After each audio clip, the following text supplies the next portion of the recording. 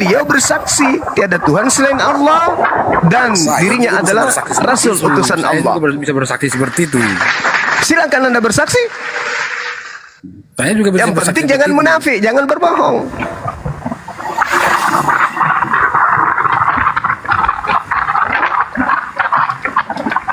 Ini ada yang noise, moderator gercep dong. Intinya nggak bisa dijawab ya. Inti apanya? Rasulullah Shallallahu Alaihi Wasallam Di mana bersabda, tertulis? Islam dibangun di atas Udah, lima cukup. Sekarang bersaksi bahwa tidak ada Tuhan selain Allah dan bahwa Muhammad adalah utusan Allah. Kitab Iman bab 1 Udah. ya Kenapa dalam diturunkan? Sahih Bukhari nomor 8. Dari Ibnu Umar radhiyallahu Dan anhu diminta ayat Rasulullah Al-Quran. bersabda, Islam dibangun di atas 5 prinsip berikut, yakni bersaksi bahwa tidak ada Tuhan selain Allah dan bahwa Muhammad adalah utusan Allah. Ini Rasulullah sendiri yang ngomong. Wallahu alam bisawab. Lanjut, Kanda Juma, saya hanya membantu menjawab. Lanjut. kenapa tadi diturunkan itu? Apa dia turun sendiri? Ya, lanjut ke Nggak ada yang nurunin. lanjut ke Playwit. Playwit silakan. Halo, Ya, silakan lanjut. berarti Bang, kalau kita berpindah keyakinan, apakah dosa kita dihapuskan Bang? Ya, betul. Dihapuskan secara apa itu Bang? Allah menghapuskan dosa-dosa. Ketika kemudian orang itu meninggalkan kemudian penyembahan kepada selain daripada dirinya. Al-Quran surah Al-Anfal ayat 38. Allah subhanahu wa ta'ala menjelaskan gini. A'udzubillahi minasyaitanirrajim. Kullil ladhina kafaru iyantahu yughfar lahum ma qad salaf wa iya'udu faqad madat sunnatu awalin. Katakanlah kepada orang-orang kafir, jika mereka berhenti dari kekafirannya, niscaya Allah akan mengampuni dosa-dosa mereka yang telah lalu. Dan jika mereka kembali lagi memerangi Nabi, sungguh berlaku kepada mereka sunnah terhadap orang-orang dahulu, yaitu mereka yang dibinasakan. Jadi perintahnya, katakanlah kepada orang kafir, jika mereka berhenti dari kekafirannya, Allah akan mengampuni dosa-dosanya yang lalu. Anda terlahir kembali menjadi anak yang suci bersih. Dan kebaikan-kebaikan yang Anda lakukan terdahulu masa lampau itu tetap dihitung sebagai amal pahala yang baik. Al-Quran surah Al-Anfal ayat 38. Jadi kalau hari ini, malam ini Anda bersyahadat, dosa-dosa Anda bersih sebersih-bersihnya. Anda seperti kertas putih yang tak bernoda.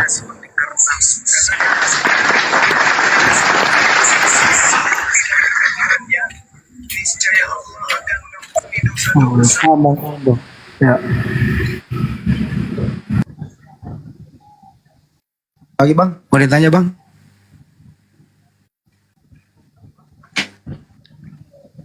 Bang, Iya Bang. ada lagi mau ditanya? Iya. Itu aja sih Bang. Oke. Abang standby sini aja ya, mikir-mikir pertanyaan selanjutnya. Diego Store silakan. Sebelum ke Bang Aldo. Diego Store silakan. Diego. Nggak ngomong, diturunin aja kali ya. Turunin ya. Aldo. Malam bro. Shalom. Assalamualaikum. Selamat malam semuanya. Suara saya jelas nggak? Ya, agak berisik kayaknya di tempat keramaian ya.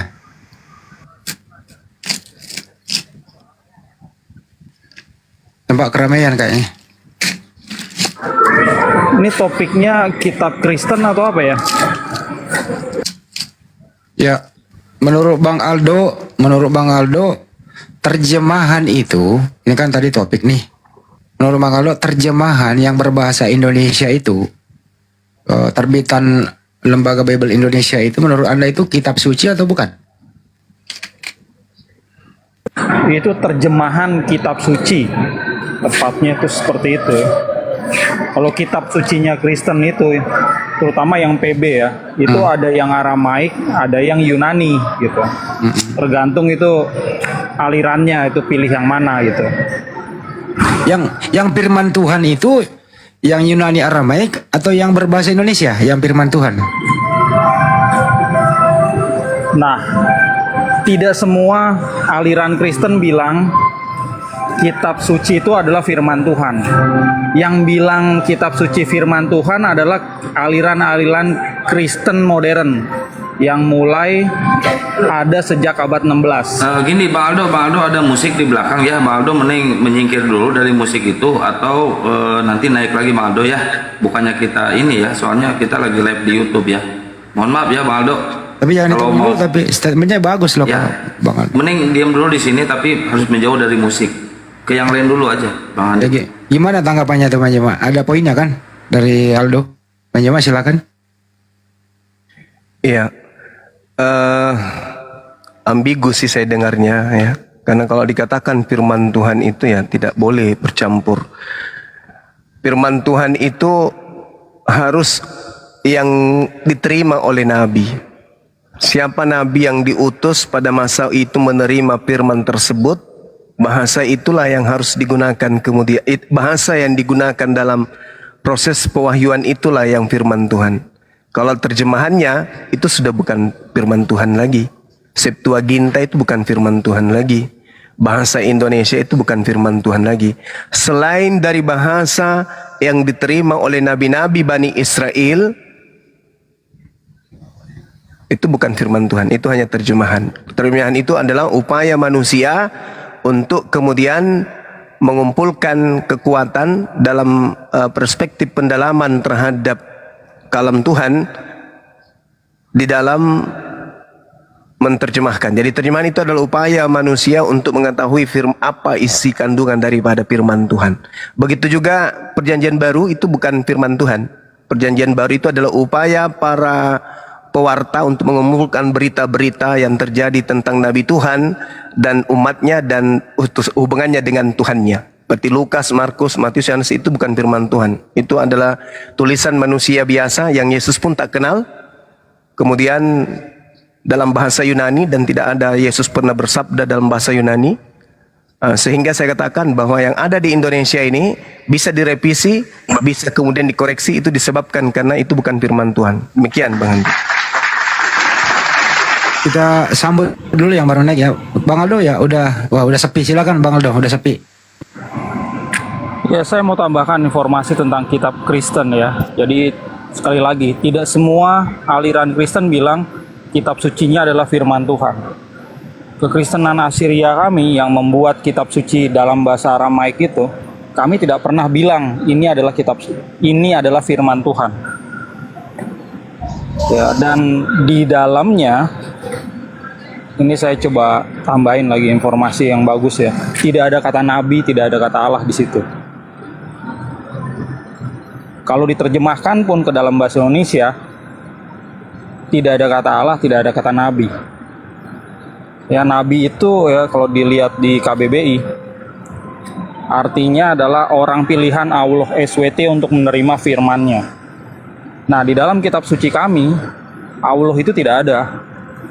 Oleh karena itu tokoh-tokoh di dalamnya itu bukan nabi.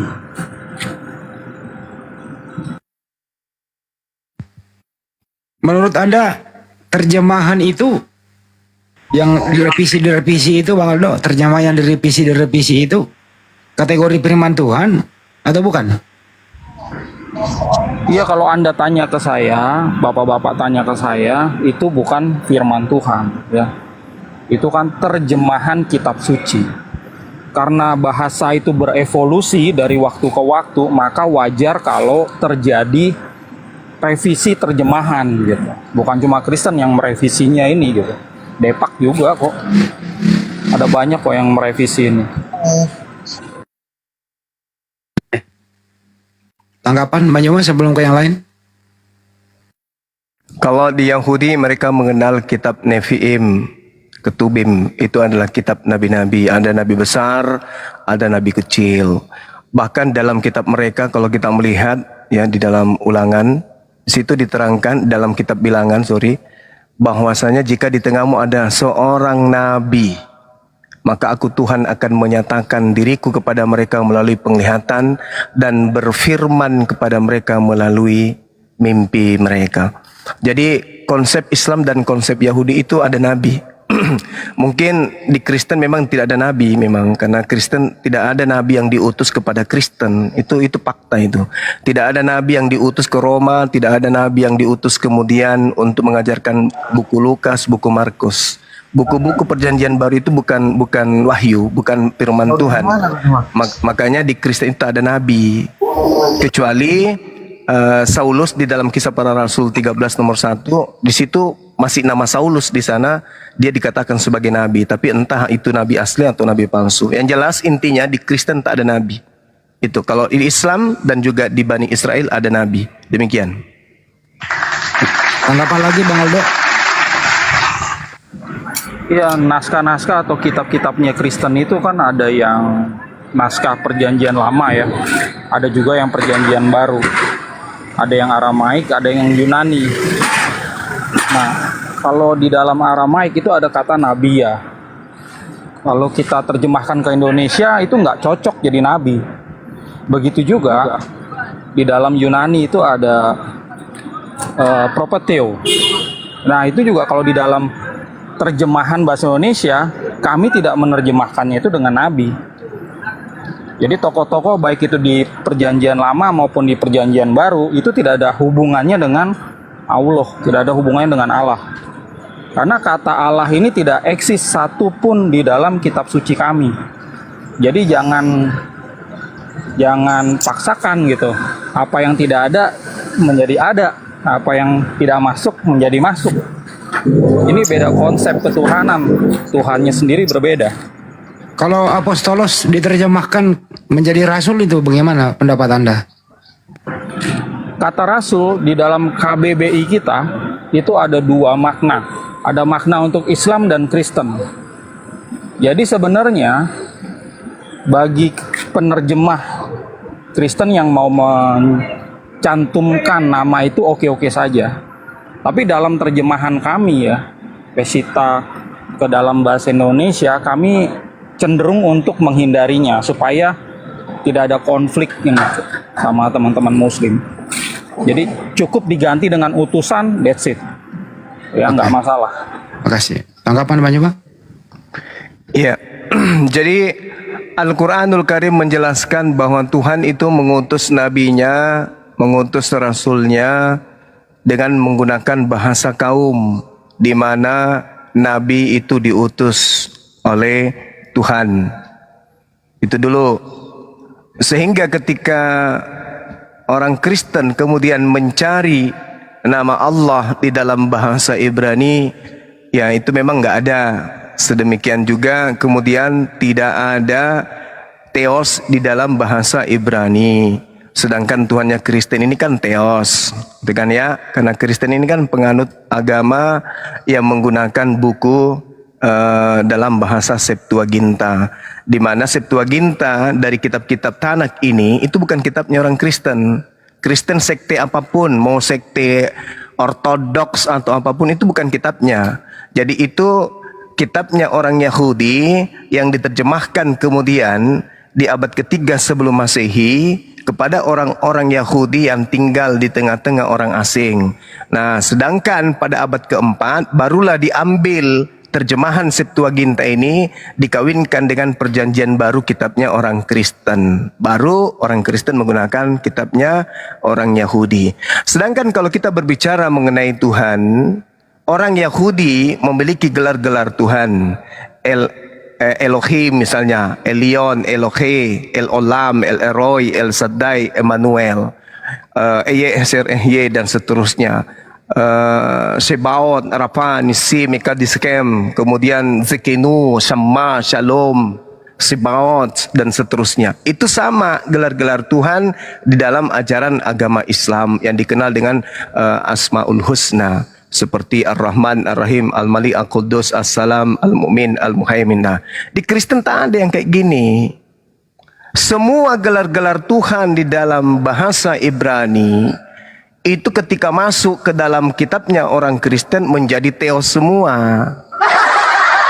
Karena sejatinya kitab itu bukan diutus untuk orang Kristen. Perjanjian lama itu tidak ada hubungannya dengan Kristen. Eloah, Elohim, Adonai, Yotevave atau Hashem, El Shaddai, Sefaot itu nggak ada hubungannya dengan orang Kristen. Makanya ketika orang Kristen mengambil kemudian kitabnya orang Yahudi, semua gelar Tuhan itu mereka kemas menjadi dewa, theos.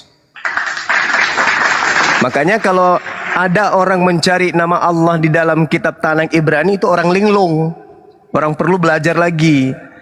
Ya, karena memang Allah tidak menyatakan diri dalam bahasa yang digunakan oleh Rasulullah kepada Nabi Musa, Abraham, Ishak dan Yakub.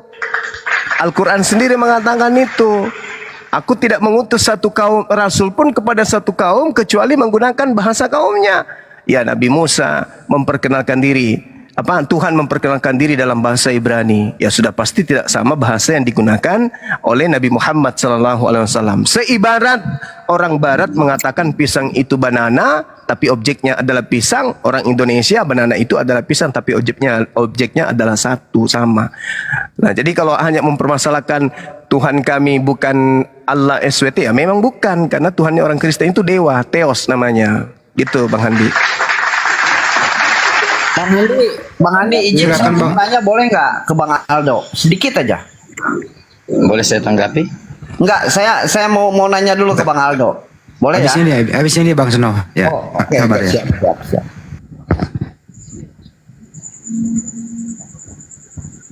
Kang Ade. Siap. Oh, saya dulu, boleh. Ini saya mau tanya ke Bang Aldo ini. Bang Aldo kan mengklaim bahwa kitab Anda kan berbahasa Aramaik ya, berbahasa asli Yesus ya kan. Nah, pertanyaan saya buat Anda, apakah kitab Anda ini sama dengan kitab yang dipegang oleh orang-orang Protestan atau lebih mirip kepada orang-orang Katolik? Itu sih pertanyaan saya. Kitab Anda yang berbahasa Aramaik ini lebih mirip ke kitab Katolik atau lebih mirip ke Protestan? Karena kitab Katolik dengan Protestan berbeda.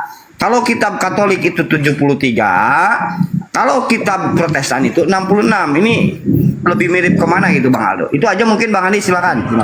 Jawab. Bisa dibilang lebih mirip ke Katolik ya. Jumlah kitab kami itu 74 total, PL sama PB. Ya. jadi- Perbedaannya. Biar saya jelasin dulu aja ya. Jadi pengikut Yeshua itu tidak semuanya orang Yunani, tidak semuanya pakai kitab bahasa Yunani. Jadi sebagian itu adalah orang Yahudi juga. Nah, Yahudi Kristen atau Yahudi pengikut Yeshua itu berkumpul ya, berpusat itu salah satunya di Edessa. Sekarang adalah Irak, Iran. Berkembang menjadi Kristen Assyria. Kitabnya itu berbahasa Aramaik yang disebut dengan Peshitta. PL PB-nya Aramaik. Ya. Jadi tidak semuanya pakai Yunani. Dan kalau kita cek juga ya, tetap aja di dalam Aramaik itu tidak ada kata Allah satupun. Jadi memang kami ya meneruskan atau mewariskan ajaran Yeshua itu dari abad ke abad. Kami tidak pernah menyembah Allah di dalam gereja. Makanya ini ada perbedaan di dalam kitab kami demikian.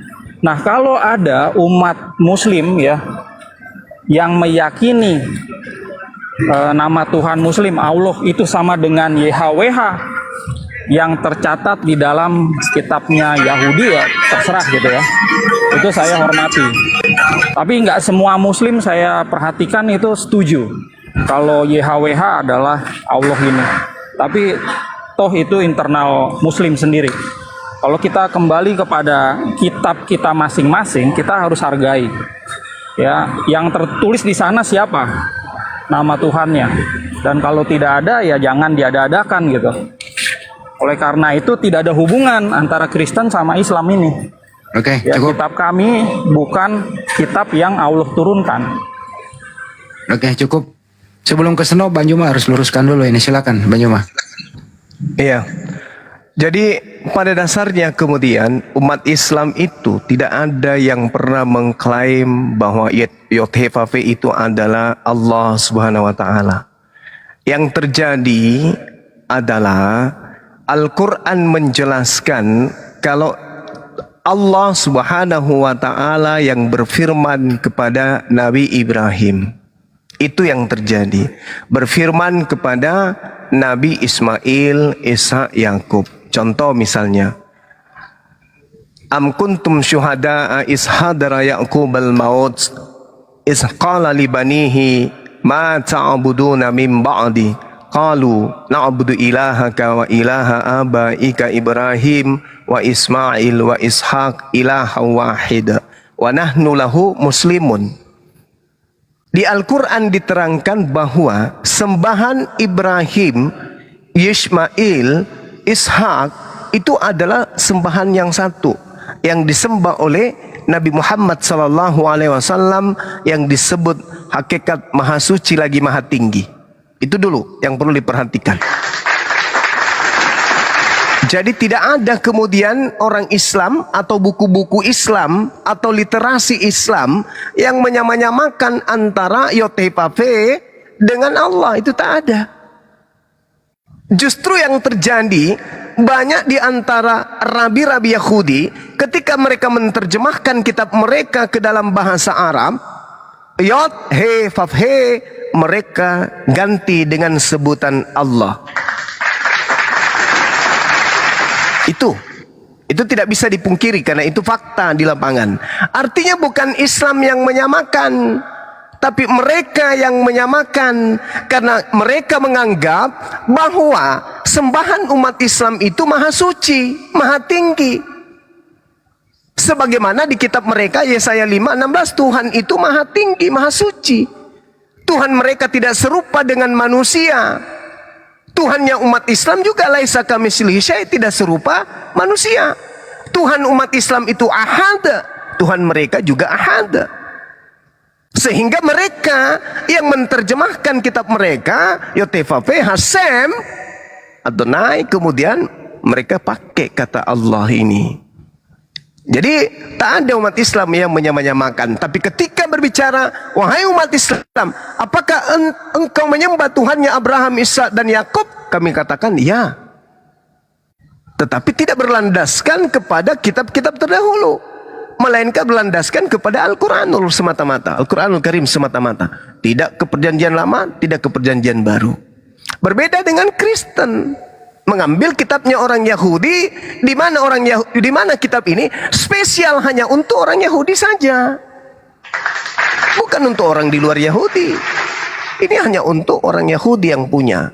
Keturunan Yakub aja yang punya perjanjian lama, perjanjian baru itu yang kemudian dirubah oleh Kristen menjadi perjanjian lama. Sebenarnya kitabnya orang Yahudi berupa Torah itu perjanjian baru untuk Bani Israel. Sorry, saya harus off ya karena ada kegiatan. Enggak ada. Silakan dilanjutkan. Enggak ada closing statement. Sedangkan kemudian sakit kupingmu kan, masih mau menghujat Tuhan saya. Ini saudara Aldo ini kalau tidak ada saya paling pintar menghujat Allah. Makanya kau dapat batunya sedikit aja. Entar lu senang. Jadi saudara Aldo lain kali hati-hati kalau bernarasi di tempatmu ya. Kamu akan ketemu Bang Suma, pasti kupingmu panas. Sabar dulu saudara, sabar. Kitabnya orang Yahudi itu bukan kitabnya Kristen. Kalau kamu takut saya tanggapi. Ya sudah, silakan. Nah, kamu mengatakan Ibrahim itu sama dengan Abraham. Tolong jelaskan siapa nama ayah Ibrahim di Al-Quran dan siapa nama Abraham di Alkitab. Oke, baik. Memang ada penyebutan kata yang berbeda antara tradisi Al-Quran, antara tradisi Islam dengan tradisi Yahudi, penyebutan ayah daripada Abraham. Anggaplah tidak sama. Oke, tak masalah. Sekarang Abraham yang ada di dalam perjanjian baru dan Abraham yang ada di perjanjian lama apa sama? Silakan Anda jawab. Saya tanya, tolong dijawab. Apakah saya sudah jawab. Saya sudah jawab. Saya sudah jawab. Tidak sama ya. Saya ya oke. Tidak sama. Oke, anggaplah tidak sama. Jangan Anggaplah di-mute. tidak sama. Jangan di-mute. Sekarang giliran kamu menjawab. Bentar, Apakah sama antara di-mute. Abraham Saya belum di selesai. perjanjian lama dengan Abraham yang ada di perjanjian baru? Silakan. Kok Jangan di-mute? diturunkan. Silakan, Kok silakan. di-mute? Bentar. Nah, kamu mengklaim tadi bahwa ya orang Israel itu atau orang Yahudi menerjemahkan Al-Quran, Alkitab mereka, kitab Taurat mereka ke dalam bahasa Arab, ya.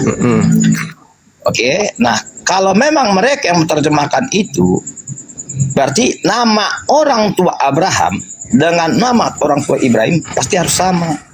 Tetapi kenapa beda? Oke, baik. Udah. Kamu jelaskan dong kenapa Oke, beda. baik ya. Nah, kalau di dalam Al-Quran disebut Azar, kalau di dalam tradisi Yahudi disebut Terah. Oke. Artinya bahwa Bang Suma di Makassar disebut dengan sebutan Bang Suma. Kalau di Palopo sana di kampung saya dipanggil Stinky. Nah, beda nama satu orang. Itu jawaban saya. Sekarang saya yang bertanya samamu. Udah, saya sudah jawab. Saya sudah jawab. Sekarang giliranmu perjanjian baru. Nggak mau diaturin dia orang ini. Abraham di perjanjian baru, Abraham di perjanjian lama, apakah sama? Anda kalau nggak mau diatur saya turunkan. Era dengan azan itu Diturunkan sama, apa kamu diatur ini, beda. Pak? Sekarang saya minta kau tunjuk Saya yang punya kuasa. Biar emosi dulu dia. siapa orang tua Azar. Di Al-Quran disebut Azar, di Torah disebut Terah. Siapa orang tua? Ya, Saya pasti. sudah jawab, saudara. Dengarkan baik-baik. Siapa Di orang Taurat, di Torah, kitabnya Yahudi disebut Terah. Di Al-Quran disebut Azar. Kami Nah, menyebut siapa orang tua Azar di Al-Quran? Tolong. tidak dijelaskan karena Al-Quran bukan buku sejarah. Berarti tidak sama. Oke, Kamu jangan komplain. oke, tidak Nah, sama, jadi oke, tadi satu oke, lagi cuma saya hanya oke, menghidupkan tidak sama, Al-Quran. oke, tidak sama. Sekarang, Jangan di mute bentar. sekarang giliranmu. Apakah Abraham di perjanjian baru? Apakah Abraham di perjanjian baru? Aku ngikutin narasimu bentar. Aku Nih, Bang ini kodok. Nah, udah. kalau kita saya tanggung jawab. Kodok dia jangan ngobrol, nggak mau diatur. Saya yang turunkan, saya tanggung jawab. Saya dari tadi moderator loh di sini, kau nggak hormati. Aduh, kasihan. Beliau itu pingin kali merusak akidah Islam, tapi nggak bisa, Bung. Mau kayak mana lagi? Apa kata Allah dalam Al-Quran? Dengarkan baik-baik. Iz qala lahu rabbuhu aslim. Qala aslamtu li rabbil alamin. Mari kita cari. Apakah Abraham ketika di dalam kitabnya orang Yahudi pernah kemudian membangkang kepada perintah Tuhan? Itu dulu poinnya. Kalau tidak pernah, berarti ayat suci Al-Quran ini masih sejalan. Berarti kitab perjanjian lama, perjanjian baru milik orang Yahudi masih bisa ya seirama dengan Al-Quran. Iz qala lahu rabbuhu aslim. Qala aslamtu li rabbil alamin. Abraham kemudian ketika diperintahkan oleh Allah, berserah dirilah wahai Ibrahim. Ibrahim kemudian mengatakan, aslamtu li rabbil alamin. Aku berserah diri kepada Tuhan seluruh alam semesta. Berarti masih sejalan. Oke. Lalu kemudian Al-Quran mengatakan apa? Wa wassa biha Ibrahimu banihi wa Ya'qub. Ya baniya inna Allah astafa lakumuddin fala tamutunna illa wa antum muslimun. Dan Ibrahim mewasiatkan perkataan-perkataan itu yang tentang berserah diri kepada Allah. kepada anak-anaknya. Demikian juga Nabi Yakub menyatakan kepada anak-anaknya, wahai anak-anakku, ya baniya, innallaha astafa lakumuddin, sesungguhnya Allah telah memilih jalan ini untukmu, maka janganlah kamu mati kecuali dalam keadaan muslim. Apakah ada tertuang di dalam kitabnya Yahudi? Ada. Di mana tertulis? Kejadian 17 nomor 7. Lalu Al-Quran mengatakan apa? Am kuntum syuhada'a is hadara Ya'qubal maut iz qala li banihi ma ta'buduna min ba'di qalu na'budu ilahaka wa ilaha abaika Ibrahim wa Ismail wa Ishaq ilahan wahida wa nahnu lahu muslimun. Apakah kamu menjadi saksi saat kemudian maut menjemput Yakub ketika ia berkata kepada anak-anaknya, apa yang kamu sembah sepeninggalku? Mereka menjawab, kami akan menyembah Tuhanmu dan Tuhan nenek moyangmu Ibrahim, Ismail dan Ishak, yaitu Tuhan yang Maha Esa, dan kami hanya berserah diri kepadanya. Apakah ini ada di dalam Bible, di kitabnya orang Yahudi? Ada. Semua kemudian keturunan Abraham diceritakan dalam Kejadian 49 itu menyembah hanya kepada Allah. Menyembah kepada siapa? Rabbus samawati wal ar, yang dikatakan dalam Al-Quranul Karim, aslamtu li rabbil alamin. Adakah mereka kemudian menyembah anak Maria? Tidak. Tak ada.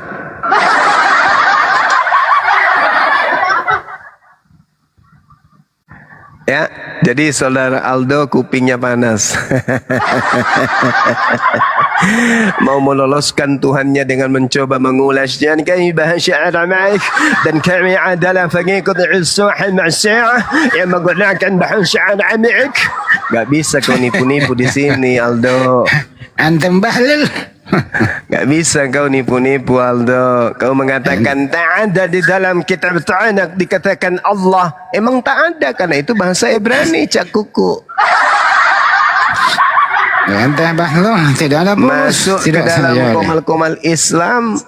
Oh, kami salah itu kalau Tuhan kami itu Allah. Bukan, Tuhan kami bukan Allah. Memang bukan Tuhan kami itu Allah. Tapi ketika dia di komalnya, Allah dikatakan sebagai dewa bulan. Iya, betul. Kalau di komalnya sendiri dia menghujat Islam. Nggak bisa lolos ketika menghadapi Bang Suma. giginya yang bersusun dua tuh nggak kuat. Aldo, lembut tapi mematikan kau, bro. Kalau Islam yang lain, ya gimana Bang Enti? Tadi kan udah menjawab pertanyaannya tadi Oten itu. Ayah Nabi Ibrahim adalah Azhar gitu ya. Iya. Terus kalau Banyuma mau bertanya ke dia tadi, dia nggak mau mendengarkan. PR buat dia apa sih tadi mau ditanyain sama dia? Iya, PR-nya itu apakah Abraham di dalam perjanjian lama dan Abraham dalam perjanjian baru sama? Kalau di dalam perjanjian lama nama bapaknya adalah Tera. Kalau dalam perjanjian baru nama bapaknya siapa? Azhar. Oh gitu. Masih mending dalam Al-Quran disebutkan Azhar. Jangan sampai Abraham di perjanjian lama itu adalah Gak deh, gak usah nyebut. Karena banyak teman saya namanya Abraham. Jangan sampai salah satunya di situ. Apakah Abraham Saipudin Abraham atau siapa, ya kan? Karena tak ada nama bapaknya. Kalau di Al-Quran ada Azhar. Kalau di dalam Torah namanya Tera. Di dalam Al-Quran Azhar. Nah, sama seperti di kota Palopo, Bang Zuma dipanggil dengan panggilan Stinky. Ayo, kalau di Makassar saya dipanggil Bang Suma. Ayo, apakah orangnya beda? Enggak dong. Kan bahasa kaumnya tadi ya, gitu ya. Kuncinya Bahasa di situ. gaulnya. Iya, gitu. Tapi hanya Oke, orang yang lanjut, berakal itu. teman-teman. Iya. Oke, ayo Maafkan pakai aku akal. Bro Aldo ya. Jadi teman-teman jangan pernah menyebut Aldo itu sebagai panggilan Romo. Jangan. Romo itu adalah panggilan bangsawan, panggilan terhormat untuk saudara-saudara kita di Jawa. Jangan pernah panggil dia Romo. Ya, itu panggilan sama seperti apa ya? Sama seibarat kata Alkitab diambil. Jadi memang ada yang disebut C1, C2, C3, C4, C5, C6. Ada yang menggunakan titel-titel untuk menyamai-nyamai dirinya dengan mayoritas. Di mana dia pergi di situ dia menjadi bunglon. Di mana dia membawa kitabnya di situ menjadi bunglon. Di mana dia membawa bahkan sampai kepada pakaian juga mereka gunakan tiru-tiru. Di mana di suatu daerah itu banyak berpakaian batik, mereka juga menggunakan pakaian batik, bla bla dan seterusnya. Jadi kita pelajari itu sistematika tentang pemurtadan C1, C2, C3, C4. Nanti ada masa kita akan belajar untuk memperdalam ini di internal. Bagaimana ciri-ciri C1, C2, C3, C4, C5, C6. Bagaimana ciri-ciri mereka di tengah-tengah kita. Supaya umat Islam ini tidak mudah terperdaya dengan hal-hal yang sifatnya mengajak kita kepada pemurtadan dan pendangkalan akidah. Gitu ya teman-teman. Ya. Silakan Pak, ada guru kita ini, Rocky Garong. Ciri-ciri C6 itu udah ikut sholat Jumat Iya, bareng-bareng. Iya. iya, ikut sholat Jumat Ciri-ciri. kayak Edi butar-butar, ikut puasa Ramadan, ikut apa bukan puasa, ikut tarawih, ikut buka di masjid, Makan takjil. makan takjil. Aku masih ingat cerita makan tajil ya di sini ya. Lucu banget. Ya. Assalamualaikum warahmatullahi wabarakatuh. Waalaikumsalam warahmatullahi wabarakatuh. Ya kita sambut dulu yang baru naik juga ya. Ini ada Logi Kaiman sama Ikan. Silakan. Siapa dulu? Assalamualaikum